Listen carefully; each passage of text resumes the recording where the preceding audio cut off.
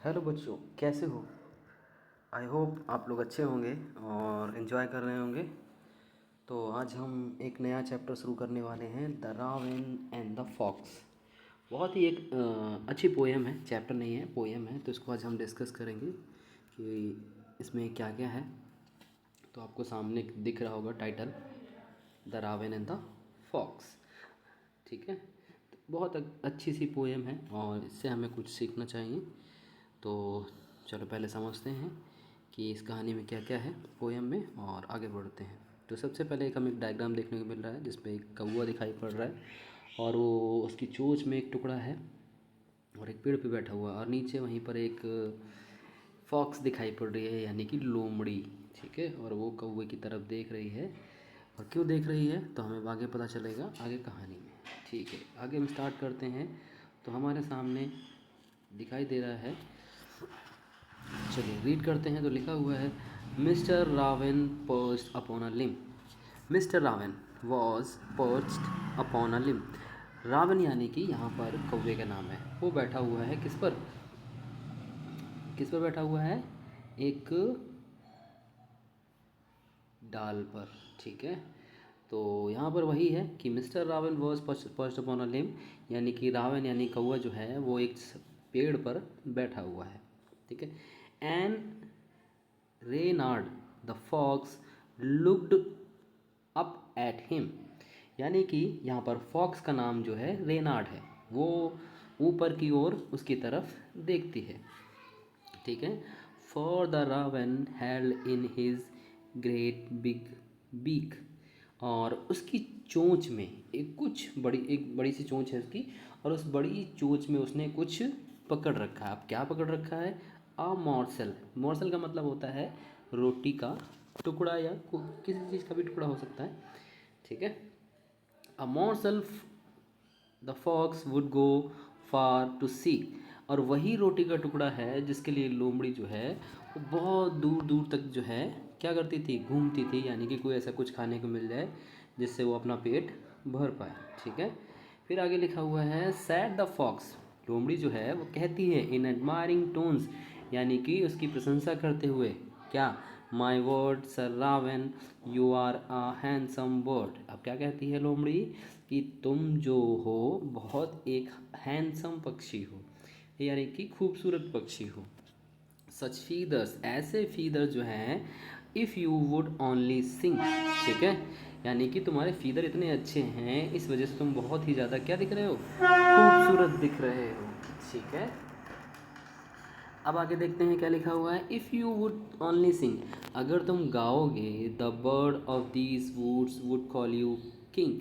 अगर तुम अपने मन से यानी कि कुछ गाते हो और तुम जब गाना शुरू करोगे तो लोग तुम्हें क्या बुलाएंगे? किंग बुलाएंगे। किंग का मतलब इस जंगल का राजा। यहाँ पर वुड्स जो है, वुड्स का मतलब फॉरेस्ट होता है। ठीक है, ध्यान रखना, फॉरेस्ट। चलिए आगे बढ़ते हैं। फिर देखो दूसरे स्टेंजा में क्या दे रखा है, the raven who did not seek the joke. Raven जो है इस भाषा को, यानी कि जो जोक उसके साथ हो रहा था, मजाक, उसको समझ नहीं पाता है। Forgot that his voice was just a crook, और वो भूल जाता है कि वो मेरी बढ़ाई तो कर रहा है, लेकिन वो अपनी एडमायरिंग में इतना भूल जाता है खुद को कि उसको पता ही नहीं होता है कि उसकी आवाज़ तो कैसी है, क्रोक है, कर्कश है। ठीक है, यानी कि बहुत तीखी है। तो अब वो अपनी एडमायरिंग सुन रहा है, प्रशंसा हो रही है, तो कौन नहीं सुनना चाहेगा अपनी प्रशंसा। इसी में वो क्या होता है, भूल जाता है। फिर आगे देखते क्या लिखा हुआ है, देखो, ही ओपन हिज बीक, और वो जैसे ही अपनी चोंच खोलता है, इन हिज फुल स्प्राइड, अपने बिल्कुल बेवकूफ़ी भरे घमंड में, and down fell the morsel the fox had eyed, और वो जो रोटी का टुकड़ा होता है, मॉर्सल यानी कि रोटी का टुकड़ा जो होता है, वो नीचे गिर जाता है, जिसके ऊपर फॉक्स ने अपनी आंखें लगा रखी थी, यानी कि देख रही थी।